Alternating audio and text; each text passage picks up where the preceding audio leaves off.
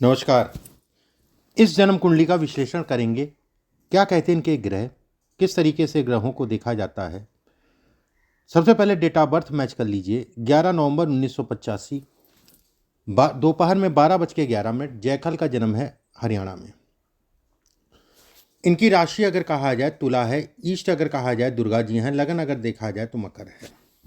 एक एक करके ग्रहों पे चर्चा करेंगे, ग्रहों की प्लेसमेंट देखेंगे, ग्रहों की स्थितियां देखेंगे, किस तरीके से ग्रहों को पहचानें।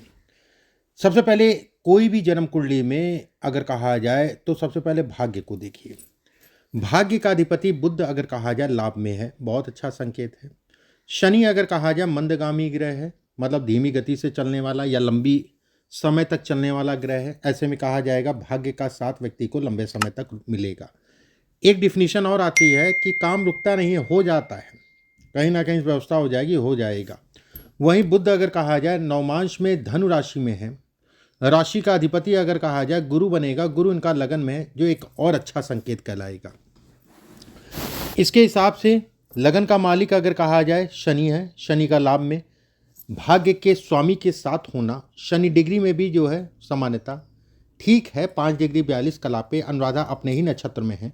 बुध की डिग्री बहुत बलिष्ठ है, व्यक्ति को बहुत भाग्यशाली बनाता है। दूसरी बात, शनि की राशि में गुरु का होना, गुरु मतलब यहाँ पर नीच का है, शनि की राशि में गुरु का होना, ऐसे में कहा जाएगा कि कहीं ना कहीं ये मानसिक रूप से तनाव, गलतफहमी इत्यादि चीज़ों को इंगित करता है। वहीं अगर कहें तो पंचम भाव जिसका अधिपति शुक्र है, शुक्र अगर कहा जाए भाग्य में है, 4 ग्रही योग के साथ। शुक्र अगर कहें तो स्वाति नक्षत्र के पहले चरण में है। स्वाति नक्षत्र अगर कहा जाए राहु का नक्षत्र है, वही सूर्य चंद्रमा केतु के साथ। ऐसे में कहा जाएगा कि शुक्र धन के दृष्टिकोण से बेहतर है, अपनी मूल त्रिकोण राशि में है, जो कि कर्म क्षेत्र को बढ़ाता है। चंद्रमा का साथ मिलना लक्ष्मी नामक राजयोग, सूर्य के साथ होना ऐसे में तपिश देता है, मेहनत करने की एक आग उत्पन्न करता है। ठीक है, उसमें कहीं कोई दो राय नहीं है। सूर्य अगर कहा जाए अष्टम का स्वामी हो के 10वें भाव में, यह आकस्मिक धन लाभ को भी दिखाता है। चंद्रमा अगर कहा जाए व्यापार का स्वामी हो के जो है 10वें भाव में, ये भी कहीं ना कहीं व्यापार से संबंधित चीजों में व्यक्ति को बढ़ाता है। राहु अगर इस जन्म कुंडली में अगर देखा जाए सबसे मलिष्ट ग्रह कहलाएगा, सबसे खराब ग्रह कहलाएगा। कारण बड़ा स्पष्ट साफ है, भरणी नक्षत्र के पहले चरण में है। भरणी नक्षत्र अगर कहा जाए शुक्र का नक्षत्र कहलाएगा, एक बात। वहीं अगर कहा जाए तो चंद्रमा पे दृष्टि, ऐसे में कहा जाएगा व्यवसाय से संबंधित चीजों में मन में डर और वहम। सूर्य पे दृष्टि, ऐसे में कहा जाएगा कि कहीं ना कहीं ये ऊर्जा उत्पन्न करता है, उसमें कहीं कोई दो राय नहीं है। लेकिन वो ऊर्जा अगर कहा जाए तो दिशा विहीन करता है। जैसे बुध शनि और शुक्र अगर कहा जाए तो आपके ऊर्जा को दिखाते हैं, ऊर्जा के बढ़ावे को दिखाते हैं। एक तरफ से ऊर्जा पूरी तरीके से बढ़ा रहे, वहीं पे राहु अगर कहा जाए डिस्टर्बेंस उत्पन्न करता है। नवमांश में राहु अगर कहें तो सिंह राशि में शनि के साथ है। ऐसे में कहा जाएगा कि होता क्या है ना कि जैसे राहु अपने लिए तो ठीक है, लेकिन ये अन्य ग्रहों को पीड़ा दे रहा है। सूर्य पे दृष्टि पड़ना, शुक्र पे दृष्टि पड़ना, चंद्रमा और केतु पे दृष्टि पड़ना, ये उसको डिस्टर्बेंस डाल रहा है। शनि की महादशा मौजूदा समय पे, शनि अगर कहा जाए लगन का मालिक, धन भाव का स्वामी होकर लाभ में विराजित है। ऐसे में कहा जाएगा कि बुध और शनि का एक साथ होना कहीं ना कहीं लाभ को दिखाता है, उसमें कहीं कोई दो राय नहीं। गोचर में अगर शनि अगर कहें तो धन भाव में गोचर कर रहे थे, राहु पे दृष्टि डाल रहे तो मानसिक रूप से विचलन को इंगित करता है, विचलित करता है मन। सूर्य में इस समय, शनि में इस समय पे अगर कहा जाए बुध का अंतर मौजूदा समय पर चल रहा है, ठीक है, एक बात। दूसरी चीज अगर कहा जाए जैसे राहु का अंतर अगर कहें, जो भी लंबे ग्रह होते हैं, लंबे समय तक गोचर करने वाले ग्रह होते हैं, उनका प्रभाव अगर कहा जाए तो हमारे ऊपर सबसे ज़्यादा पड़ता है, हमारे शरीर, स्वास्थ्य, मन, धन इत्यादि चीज़ों पे सबसे ज़्यादा पड़ता है। शनि का गोचर अगर कहा जाए कुंभ राशि में, इसके बाद मीन राशि में गोचर करेंगे, अच्छा। वहीं राहु अगर कहा जाए तो मीन राशि से कुंभ राशि में गोचर करेंगे। जब भी लंबी दूरी का ग्रह गोचर में अपनी स्थिति को परिवर्तित करता है तो कहीं ना कहीं जो है उससे 2 से 3 महीने पहले उसका असर दिखने लगता है। सेकंड, इसमें अगर जैसे मई में गोचर करना है, अप्रैल, मार्च, फरवरी से असर जो है कहीं ना कहीं डालने लग जाएगा। धन के भाव कुंभ राशि में गोचर करना, राहु का राशि का परिवर्तन करके कुंभ राशि में गोचर करेगा। ऐसे में कहा जाएगा ये धन के व्यय, खर्च इत्यादि चीज़ों को दिखाता है। राहु इस जगह पे जब गोचर करेगा तो इसकी दृष्टि कर्ज पे पड़ेगी और कहीं ना कहीं दशम पे पड़ेगी। ऐसे में कहा जाएगा कि कर्ज से संबंधित चीज़ों में मानसिक तनाव, कुछ अचानक से एक व्यक्ति जो है कर्ज और लेगा अपने कार्यक्षेत्र के लिए, ठीक है। तो इसमें जैसे हाथ में भी मैंने देखा था ना, तो मैं बिल्कुल कहूँगा इस राहु की विधि विधान तरीके से किसी विद्वान आदमी से इसकी शांति करा दीजिए। तरीका क्या होगा, कैसा होगा, वो वॉइस क्लिप पे या स्टाफ को फ़ोन करके पूछ लीजिएगा, क्योंकि लोगों को पाठ पूजा का तरीका ही जैसे जैसे समय बढ़ रहा है वैसे वैसे लोगों को ये ज्ञान जो है धीरे धीरे कम होता जा रहा है। इसको कैसे करना है वो आपको तरीका बता देंगे। किसी विद्वान आदमी से इसको करा ज़रूर दीजिएगा, एक बात। सेकंड, इसमें अगर देखा जाए तो जैसे ये यहाँ पर गोचर करेगा ना, अभी यहाँ पर है फिर यहाँ पर गोचर करेगा, ये आपको परेशान नहीं कर पाएगा। धन की आवक बढ़ जाएगी, काम धाम से संबंधित चीज़ों में बढ़ोतरी होगी। चंद्रमा पे दृष्टि डालने का मतलब मन जो खिन्न हो रहा है, व्यवसाय से संबंधित चीज़ों में उतार चढ़ाव इत्यादि चीज़ों को ये इंगित करता है। और जैसे जैसे ये बढ़ेगा, क्योंकि अभी कुंभ राशि में गोचर करने वाला है और 2 से 3 महीने पहले असर इसका दिखने लगता है, मतलब असर चालू हो गया। तो कोई बच्चा जब पैदा होता है उसके पास बल कम होता है, जैसे जैसे वो बच्चा जो है जवान होता है उसके ऊपर बल ज़्यादा हो जाता है। अब इस बल को यहीं रोक दीजिएगा, आपके लिए ज़्यादा बेहतर होगा। सेकंड, इसके हिसाब से अगर देखा जाए तो ये कहा जाएगा कि मंगल आपका लाभ है, मंगल भाग्य में है। कहीं ना कहीं शनि का गोचर, राहु को छोड़ दें, अगर शनि का गोचर अगर कहा जाए तो मंगल पे दृष्टि डालने के कारण मंगल का बल बढ़ जाएगा, एक बात। दूसरी चीज़, धन से संबंधित चीज़ों में विकल्प ये खोल देगा आपके। दूसरी बात, क्योंकि ये जो प्रॉब्लम्स क्रिएट करने वाला ग्रह है उसके उपाय करने के बाद कहीं ना कहीं यहाँ और यहाँ, ये 3 जगहों का जो समस्याएं ये उत्पन्न करता, उस समस्याओं को ठंडा कर देता, ठंडा हो जाएगा। राहु की शांति कराने के बाद ठंडा हो जाएगा। वहीं पे शनि गोचर करेगा मीन राशि में, ये आपके भाग्य को देखेगा। भाग्य में बैठे ग्रह मतलब लाभ के स्वामी को देखेगा, ये आपके कामधाम से संबंधित चीज़ों में वृद्धि कर देगा। दूसरी बात, तीसरी चीज, गुरु अगर कहा जाए इस समय पे गोचर में मिथुन राशि में गोचर कर रहे हैं। मिथुन राशि में गोचर का मतलब हो गया कि कुछ नए प्लानिंग आपको देगा, कुछ काम धाम से संबंधित चीज़ों में व्यक्ति प्लान करेगा, कुछ काम बढ़ाने के लिए इत्यादि चीज़ों के लिए।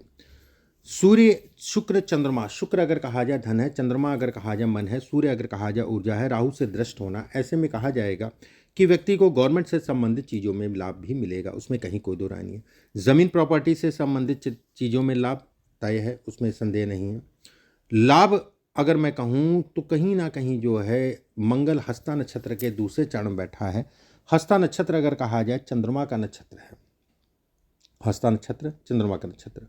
उसके बाद अगर कहा जाए तो अपने बुध और मंगल का राशि का परिवर्तन करके बैठना, ये अपने आप में एक महाराजयोग है, अपने आप में एक दुर्लभ राजयोग है कि धनेश लाभ भाव में, लाभेश भाग्य भाव में, तीनों का आपस में संबंध बनना अद्भुत राजयोग। वहीं देवगुरु बृहस्पति की मंगल पे दृष्टि पड़ना, ये कहीं ना कहीं व्यक्ति को बढ़ाता है। व्यक्ति, अब जैसे देवगुरु बृहस्पति की मंगल पे दृष्टि पड़ी है तो एकादशी का व्रत रखा करिए, ठीक है, जरूरी है। एकादशी को व्रत रखिए, आपके लिए फायदेमंद रहेगा। सेकंड, इसके हिसाब से अगर मैं कहूँ तो जैसे केतु स्वाति नक्षत्र के तीसरे चरण में, राहु का नक्षत्र कहलाएगा। राहु अगर कहा जाए तो अपने आप में जो है इसमें पीड़ा देने वाला ग्रह। वहीं पे नवमांश में जब कहा जाए सूर्य मंगल गुरु एक साथ बैठे हैं तो ये प्रजा से या सरकारी तंत्र से लाभ देगा ही देगा, ये तय है। राजनीति से संबंधित चीज़ों में लाभ देगा ही तय है, लेकिन अभी समय है, ठीक है, उसमें भी ना फाट पड़िएगा, समय भी अभी समय लगेगा। शनि की महादशा चल रही है और शनि अगर कहा जाए लाभ में बैठा है, शनि अगर कहा जाए बड़ा पावरफुल ग्रह है। अब इसका अर्थ क्या निकलेगा, क्या कहे, क्या देगा आपको शनि?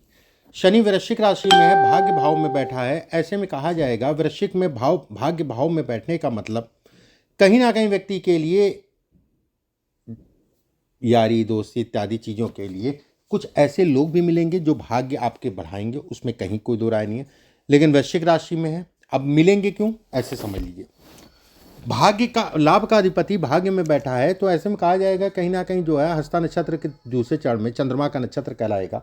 ऐसे में कहा जाएगा कुछ ऐसे साथी आपको मिलेंगे जो आपके धन के लिए, धन से संबंधित चीज़ों में सपोर्ट करेंगे, जिससे आपका भाग्य बढ़ेगा। वहीं शनि और बुध अगर एक साथ बैठे हैं तो ऐसे में कहा जाएगा मंगल की राशि में। ऐसे में यहाँ से ये डिफिनीशन निकल के आएगी, बुध बुद्धि या शनि अगर कहा जाए मंगल की राशि में होना, तो कुछ ऐसे मित्र भी मिलेंगे जो आपके धन पे आंख गड़ा के रखेंगे, धन फंसा भी सकते हैं, तो उसमें भी आपको थोड़ा सा सावधान रहना है। दूसरी बात, तीसरी चीज में अगर देखा जाए तो जैसे आपका जो है चतुर्थ का स्वामी मंगल अगर कहा जाए भाग्य में बैठा है, राहु से दृष्ट है। मंगल अगर कहें तो अपना प्रभाव नहीं दे पा रहा है, क्योंकि वो मंगल पीड़ित हो गया, मंगल की दृष्टि पीड़ित होगी। राहु पे पड़ने का मतलब हो गया मानसिक रूप से तनाव, सुखों में कमी, सुखों में कुछ ना कुछ जो है लगा रहता है। मान लीजिए एक तरफ से धन आ रहा है, दूसरी तरफ से जो है कुछ ना कुछ तनाव। अब एक तरफ से कर्जा बढ़ा रहा है, दूसरी तरफ से मतलब एक तरफ से ये कहीं ना कहीं डिस्टर्ब करता रहता है दृष्टि डालने के बाद राहु के ऊपर। एक बात। सेकंड, इसके हिसाब से अगर देखा जाए, जैसे इसके बाद अगर कहा जाए शुक्र की महादशा अच्छी है, जैसे मैंने बताया कि मीन राशि में गोचर अच्छा कहलाएगा। उसके बाद सूर्य का अंतर रहेगा। सूर्य अगर कहा जाए तो उस समय पे आकस्मिक धन लाभ देगा व्यक्ति को, तत्काल मैत्री के अंतर्गत आएगा। चंद्रमा की अंतर्दशा रहेगी। चंद्रमा अगर कहा जाए, शनि और चंद्रमा, ये पीरियड मानसिक रूप से कुछ तनाव के साथ चलेगा। धन से संबंधित चीजों के लिए व्यवस्थाएं चलती रहेंगी। तनाव भी अगर कहा जाए तो माता पिता के शरीर स्वास्थ्य पे पड़ेगा, या कुछ जगह को लेके जो है उस समय पे तनाव देगा। मंगल की दशा रहेगी, उसके बाद सामान्य है। राहु की दशा सामान्य है। गुरु की दशा सामान्य है। शनि के बाद अगर कहा जाए बुध की महादशा लगेगी, अपने आप में राजा बना के चलेगी, राजाओं के समान जीवन निकलेगा, उसमें कहीं कोई दो राय नहीं है। दूसरी चीज देखिए, कोई भी ग्रह, ठीक है, हर ग्रह का प्रभाव हर समय पे रहता है, और खासकर अगर कहा जाए तो शनि, राहु, केतु और गुरु, ये चार ग्रह ऐसे होते हैं जो व्यक्ति को कोई भी अच्छी हो चाहे बुरी चीज हो, जो भी चीजें हैं, उसके प्रभाव को लंबे समय तक एक मैनेज करके चलते हैं। अब यहां पर शनि आपका बहुत अच्छा, गुरु आपका ठीक है, नीच का है, लेकिन कोई बात नहीं, लगन में बैठ गया, ठीक है। उसके बाद अगर कहा जाए तो अकारक है, अच्छा है, लगन में बैठा है अकारक, उसके अंदर बल नहीं है। कारक होता तो हमें ज़्यादा पीड़ा होती कि नीच का है। अकारक है इसलिए पीड़ा कम है, लेकिन डिग्री में बहुत ज़्यादा है। ये ऐसे में कहा जाएगा, होता क्या ना कि ऐसे लोग दूसरों को राय बहुत अच्छी देते हैं। जैसे आप देखते होंगे, आप दूसरों को राय बहुत अच्छी, लेकिन उस राय को जब अपने ऊपर फॉलो करते हैं तो उसमें थोड़ा दिक्कत आ जाती है। सेकंड, अगर कहा जाए किसी को राय देते हैं तो कहीं ना कहीं जो है इग्नोर भी कर जाता है आदमी। हर बार तो ऐसा नहीं है, लेकिन ज़्यादा बार ऐसा होता है। तो कोशिश ये करिए अपनी राय अपने तक ही सीमित रखिए, क्योंकि मन भी बड़ा टूटता है कि उसको मैंने राय या उसकी मदद की, उसके बाद उसका परिणाम नहीं मिला, थोड़ा सा पीड़ा भी होती है, उसमें भी कहीं कोई दो राय नहीं है। इसके हिसाब से नीलम और पन्ना आपने पहन रखा है, बेस्ट हैं स्टोन। और कुछ पहन, ओपल पहन सकते हैं, बाकी कोई मैं ऐसा नहीं कहूँगा कंपलसरी, नीलम पन्ना पहने रहिएगा। रही उपायों, अन्य उपायों वाली बात, वो व्हाट्सएप पे आपके पास जो है मैं भिजवा दूंगा, आप निश्चिंत रहें। बाकी अभी के लिए बस इतना ही। नमस्कार।